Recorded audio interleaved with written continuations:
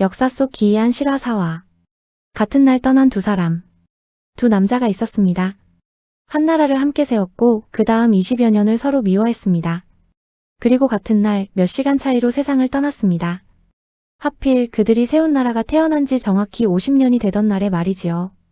두 사람의 이름은 토머스 제퍼슨 그리고 존 애덤스입니다. 미국이라는 나라를 세운 사람들 중에서도 가장 앞자리에 있던 두 사람입니다. 둘은 영 어울리지 않는 짝이었습니다. 제퍼슨은 버지니아의 귀족 출신에 키가 크고 말수가 적었습니다. 애덤스는 북부의 평범한 집안에서 자랐고 키가 작고 다혈질이었습니다.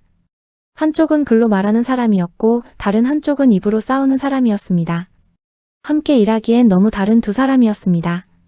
그런데 역사는 가끔 가장 안 어울리는 사람들을 같은 방에 밀어넣고 문을 잠가버립니다. 그렇게 한 나라가 세워지기도 하니까요. 두 사람은 1775년 대륙회의에서 처음 만났습니다. 식민지가 영국에 맞서 독립이라는 위험한 단어를 입에 올리기 시작하던 때였습니다. 그 단어를 입에 올린다는 건 잘못되면 반역죄로 목이 매달릴 수도 있다는 뜻이었습니다. 이듬해 독립을 선언하는 글을 쓸 위원회가 꾸려졌습니다. 그 글을 누가 쓸 것인가? 애덤스는 망설임 없이 제퍼슨에게 펜을 넘겼습니다. 그가 된 이유는 이랬습니다. 자네는 버지니아 사람이니 이 일의 앞에 서야 하고 나는 미움받고 의심받는 사람이며 무엇보다 자네가 나보다 글을 10배는 잘 쓰니까. 그렇게 33살의 제퍼슨이 한 나라를 여는 문장을 썼습니다. 그가 쓴 문장 가운데 한 줄은 모든 사람은 평등하게 태어났다는 것이었습니다. 그 한 줄은 훗날 그 두 사람보다도 그들이 세운 나라보다도 오래 살아남게 됩니다. 하지만 촛불 아래 그 글을 쓰던 그날의 제퍼슨은 그걸 알 도리가 없었습니다. 처음 한동안 두 사람은 가까웠습니다. 함께 유럽의 외교관으로 나가 일했고 제퍼슨이 아내를 잃고 무너졌을 때는 애덤스 부부가 그를 가족처럼 곁에 두었습니다. 애덤스의 아내 애비게일은 제퍼슨을 세상에 몇 안 되는 귀한 사람이라고 불렀습니다. 낯선 바다 건너 유럽에서 두 사람은 책과 포도주와 새 나라의 꿈을 함께 이야기했습니다. 그때만 해도 둘 사이를 갈라놓을 수 있는 건 대서양뿐인 것 같았습니다. 그런데 나라가 막상 세워지자 두 사람은 갈라지기 시작했습니다. 어떤 나라를 만들 것인가? 그 생각이 너무 달랐기 때문입니다. 애덤스는 강하고 중심이 단단한 정부를 원했고 제퍼슨은 권력이 더 아래로 사람들 가까이 내려와야 한다고 믿었습니다.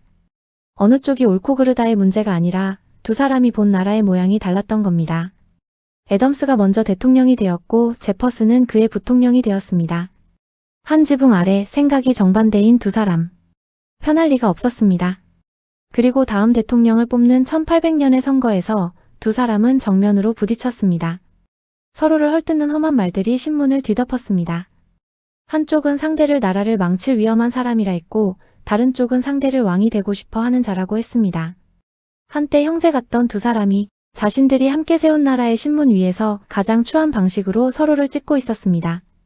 선거는 제퍼슨이 이겼습니다. 패배한 애덤스는 새 대통령의 취임식도 보지 않고 동트기 전에 조용히 워싱턴을 떠났습니다. 그 뒤로 두 사람은 말을 끊었습니다. 10년이 넘도록 침묵이 이어졌습니다. 두 사람은 영원한 적이 된 듯 보였습니다. 한 사람은 버지니아의 언덕 위 저택에서 다른 한 사람은 매사추세츠의 농장에서 서로의 이름을 입에 올리지 않은 채 늙어갔습니다. 세월이 흘렀습니다. 두 사람 다 권력에서 물러나 각자의 집에서 늙어가고 있었습니다.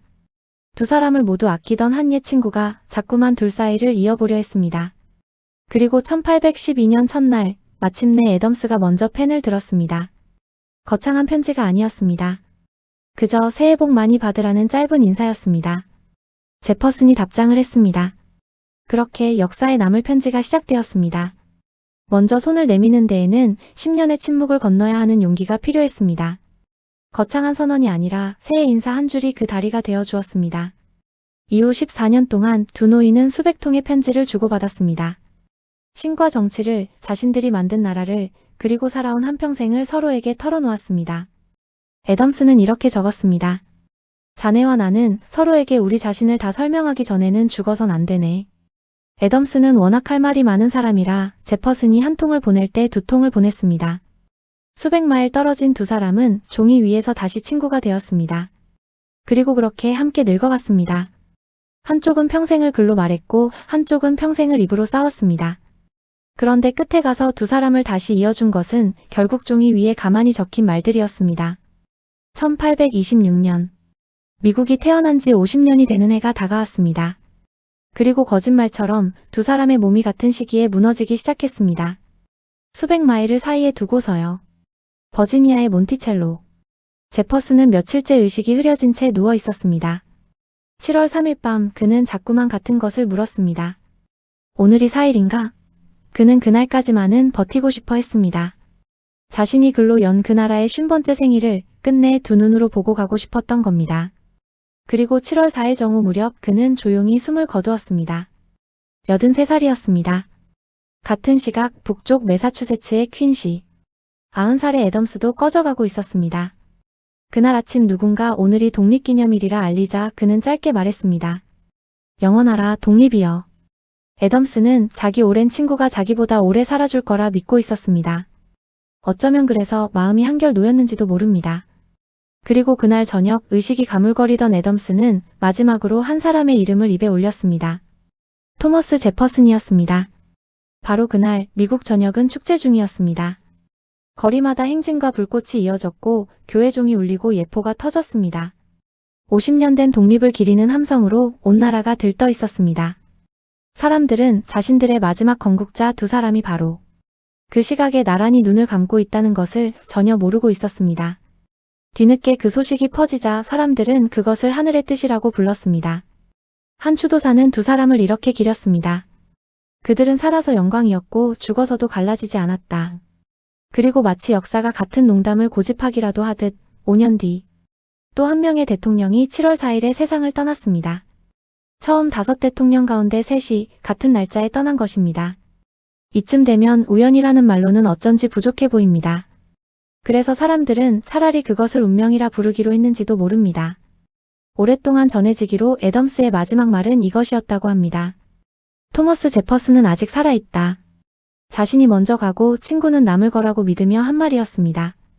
하지만 그는 틀렸습니다. 제퍼슨은 5시간 전에 이미 세상을 떠난 뒤였습니다. 솔직히 말씀드리면 역사가들은 그 말의 정확한 형태를 확신하지 못합니다. 곁에 있던 단 한 사람은 그가 또렷이 말한 것은 토머스 제퍼슨이라는 이름뿐이었다고 했습니다. 아직 살아있다는 말은 어쩌면 그 이야기를 전한 사람들이 나중에 보탠 것인지도 모릅니다. 하지만 이것만은 분명합니다. 50년의 우정과 다툼과 침묵과 화해. 끝에 죽어가는 그 노인이 마지막으로 더듬어 찾은 것은 자기 나라도 자기 이름도 아닌 옛 친구의 이름이었다는 것입니다. 두 사람은 평생 어떤 나라를 만들 것인가를 두고 다투었습니다. 그런데 마지막 순간 둘은 약속이라도 한 듯 같은 날을 골라 떠났습니다. 시작을 함께한 사람은 끝도 함께해야 한다는 듯이 말이지요. 그는 그 시각을 틀렸습니다. 하지만 200년이 지난 지금까지도 그 두 사람이 그리고 그들이 주고받은 말들이 여전히 살아있는 것을 보면 긴 세월에 대해서는 그가 옳았습니다. 다음 이야기는 쇠막대 하나가 머리를 완전히 관통했는데도 제 발로 걸어서 의사를 찾아간 어떤 남자의 이야기입니다. 잊지 않으시도록 구독으로 표시해 두셔도 좋습니다.